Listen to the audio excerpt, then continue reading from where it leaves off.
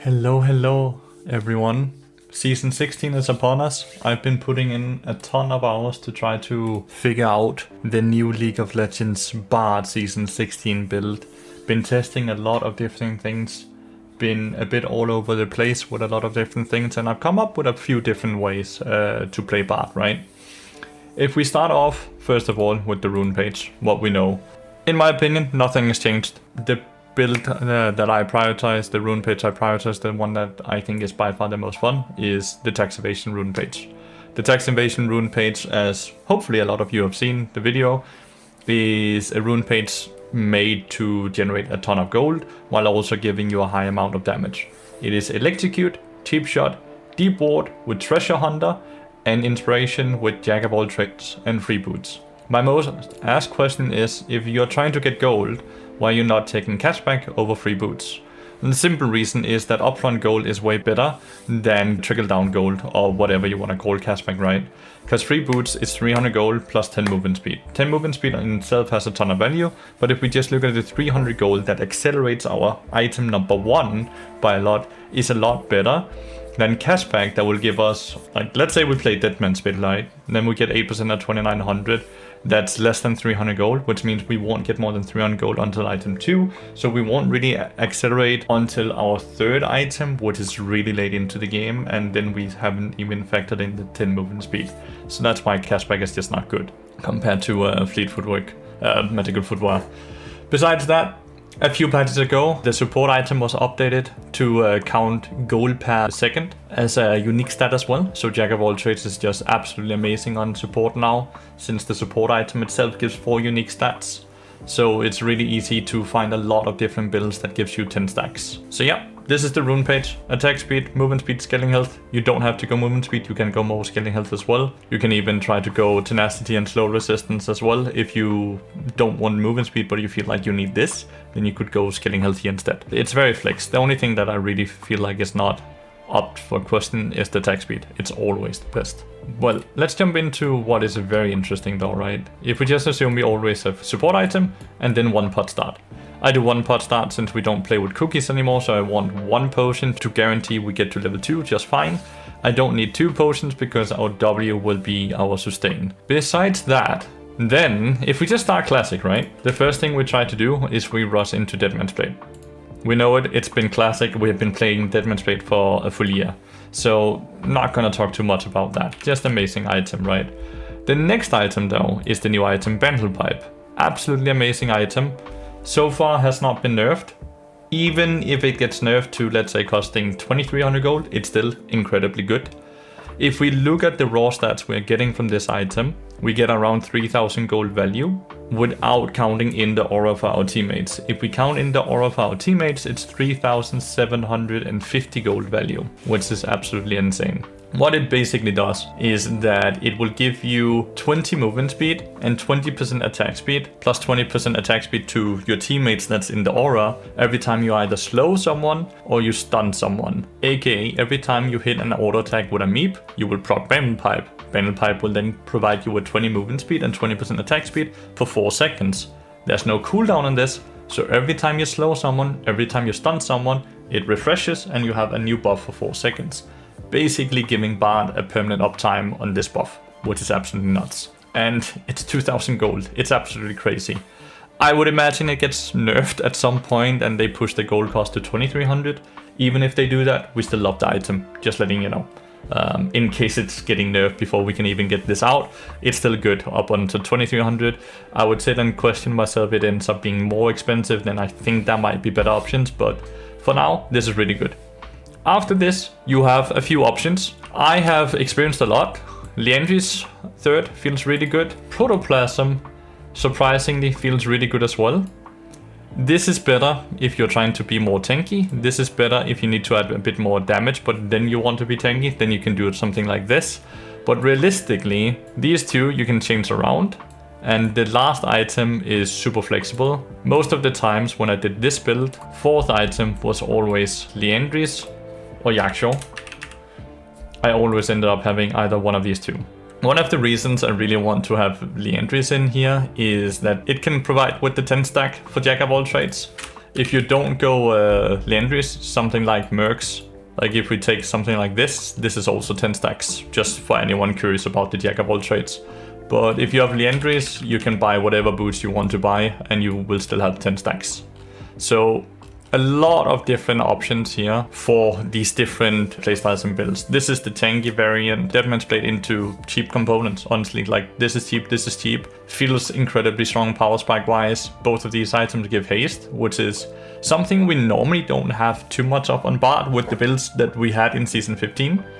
It might not seem like a lot since it's only 30 haste, but then you also have the 10 haste from Jack of all trades, and then we're suddenly at 40 haste, which is, I think it's like around 35% cooldown reduction, something like that. It feels amazing at least. I think it's really, really good. There might be some optimizations. It's always with Bloodsong as well, by the way, with this support item. But I think this is what I've enjoyed the most. Obviously, we still have all of these like a bit more niche items while we go Serpent's Fang and other items into the Shield Champions, right? But if we just look at our core build, we could potentially force in every single game something like this. And of course, let's not forget about having the Yaksho in here, right? So this is how a more standardized build looks like. Now, a bit more on the spicy side though, if you're interested / willing to hear me out here, right? This is a build I've been experimenting with, and I seem to have a lot of success with it, especially into enchanters. So, drinking break. Stay hydrated. So from my perspective, I feel like enchanters seems a lot stronger this year. Enchanter items overall seems really, really strong. And for Bard specifically, does really good into engage supports, but I have always struggled into enchanters, and looking at the stats websites, most of you struggle as well, because we have higher win rates into engage supports than we do into range supports. They scale better than Bard, and if you're not able to close out the game fast enough, then you get outscaled and it's a guaranteed loss. Well, we've come up with a build that actually fixes this. It's a bit spicy and it's getting used to it a bit, but it's quite fun because it's a different playstyle. It's Enchanter Bard. Wow, right? We abused the new Helia and the new Diadem item. Diadem is the new tier item that when you enter combat, when you have stacked it fully up, of course, when you enter combat and you have healed or shielded your ally, it will continuously heal your lowest HP target every second.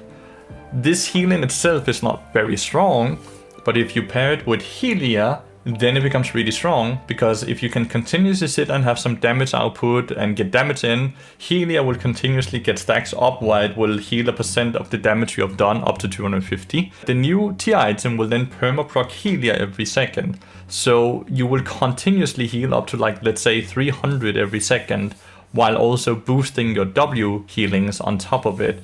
And it ends up healing a lot. I have games where I've healed up to like 40,000 HP, like completely out healing any enchanter in this game. But the way you want to play this is, you want to try to aim your first reset to, of course, minimum have 400 gold, right? Most of the time I would prefer getting 800 gold, so I recoil for tier, and then I start building towards Kindle Gem, which is into the Helia. But it's very important you start stacking your tier as fast as possible.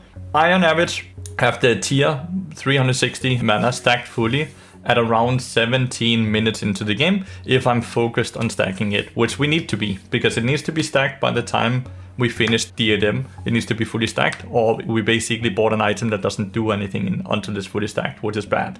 The way you stack it is, of course, hit a Q ability on enemy champions, or last hit a minion with your Q ability, that will give stacks, or directly toss W on top of your teammates. Putting Ws on the floor will sometimes give you stacks if someone steps over it, and other times it doesn't. I cannot find out why it sometimes gives stacks and sometimes it doesn't. So I've just naturally been trying to just constantly throw the Ws on top of my teammates whenever I have 2 W stacks, not when I only have 1. I constantly want to see if I always can have 1 stack prepared, but when I have 2 stacks, then I instantly pop the W on, and you would be like, wait, isn't that super expensive mana wise? Because normally we run out of mana very quickly if we spam our W. Well, tier kind of fixes the mana issue completely, right? So no, you can kind of spam W as much as you want without going especially because your passive gives % mana, so it's really hard running out of mana.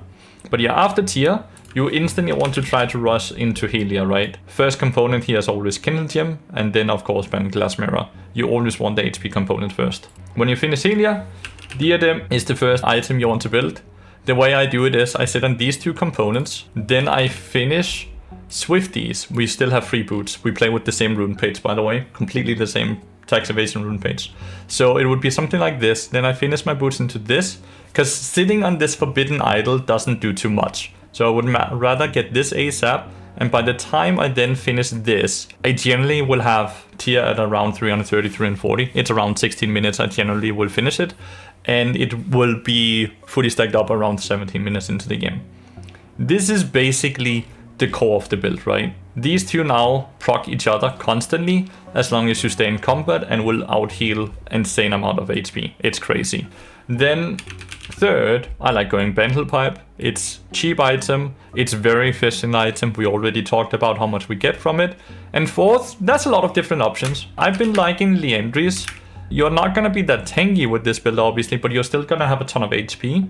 The reason I like Liandry's is that it will continuously keep you in combat, and it will continuously do damage, which will continue to stack up Helia as much as possible, which then will be procced by Diadem as fast as it can, right? Like every second. So this is like complete healing hack. However, you don't have to go Liandry's. You could also be like, oh, okay, I really need tank stats. So you go Yaksho, or you just need a quick, cheap HP item, you go Protoplasm. You have a ton of different options, but generally speaking, this is definitely what I've been liking the most. And yeah, you can do this build, I think, every single game. But I think it's by far best to do it into Enchanters, where fights generally will last for a longer time. You're playing to try to scale with them at the same speed, so they don't outscale you at all. And from my experience, most of my games when I play against Enchanters is complete free wins with this build, because you end up out healing them. Because the Enchanters like Calm and all the other champions, oftentimes like shield based, where this will be healing, so it ends up having a bit higher value. I really like it. It seems super cool and super fun. So yeah, these are the 2 different builds. We have the more standard surrounding Deadman's Blade, Bendel Pipe, Protoplasm, Liandry's Yaksho, or the Enchanter Bard build that I'm super excited for. It's a different playstyle. It's very different. I've grown a bit tired of Deadman's Blade, even though it's completely goated, ultra good. It's just, we built the same item for full year. For me, I live off of playing Bard. I needed a break, so I think this is super cool. And I'm interested to honestly hear what you guys think. Am I completely crazy? Do you guys find some success with it as well? Like, I'm really open to hear the feedback here. But yeah, thank you so much for tuning into this video. If you have questions or anything else, just hit me up in the comment field or join the Discord with the link under the video. Thank you so much for watching.